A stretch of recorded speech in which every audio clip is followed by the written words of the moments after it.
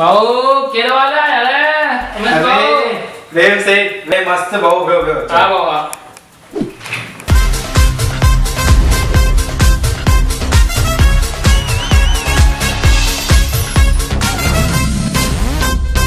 भाऊ सच्ची बोला दुकान में जाम मस्त खाना होता मस्त ओ झूलेलाल जी मेहरा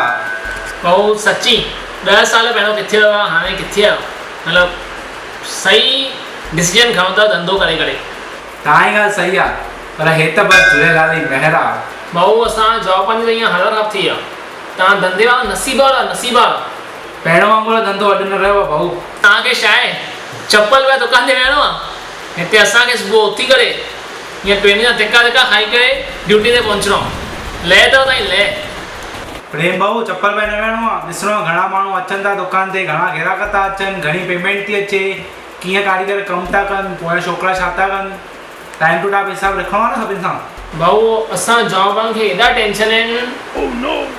तव्हां छुटल आहियो न टेंशननि मां भाऊ टेंशन है घर में पैसा रखो तो मोदी की टेंशन बैंक में रखो तो नीरव मोदी की टेंशन सभिनि खां बेस्ट धंधो ना भाऊ जॉब धंधो यार धंधो जॉब भाऊ धंधो जॉब धंधो भाऊ धंधो जॉब धंधो जॉब धंधो भाऊ ॿुधो तव्हांखे मां नौकरी जा फ़ाइदा थो ॿुधायां पहिरियों त सैलरी टाइम टू टाइम हा सही आहे मतलब ॿियो सैटरडे संडे छुट्टी तव्हांजी ॻाल्हि टियों सैलरी प्लस कमीशन इहो चौथों टाइम ते अच टाइम ते वञ अरे भाऊ पंजों टूर जो पैकेज हर साल ॿियो छा खपे जॉब में त भाऊ अगर नौकरी में फ़ाइदा आहिनि त धंधे में बि जाम फ़ाइदा आहिनि त भाऊ ॿुधो धंधे जा फ़ाइदा पहिरियों फ़ाइदो जंहिंमहिल अचो जंहिंमहिल खपे वञो ॿियो फ़ाइदो पंहिंजी ज़ाल जी गरमा गरम रोटी खाओ फ़ाइदो नंबर 2 हिते तव्हां पघार हलाईंदव ऐं हुते असांजा पघार हलंदी आहे फ़ाइदो नंबर 4 अगरि तव्हां ग़लती कयो त हले ऐं असां हिते असां कयूं त सिधो पैसा पघार मां कढजनि ऐं फ़ाइदो नंबर 5 तव्हां आहियो पंहिंजे बिज़नेस जा मालिक ऐं असां नौकर ठीक है भाऊ ठीक है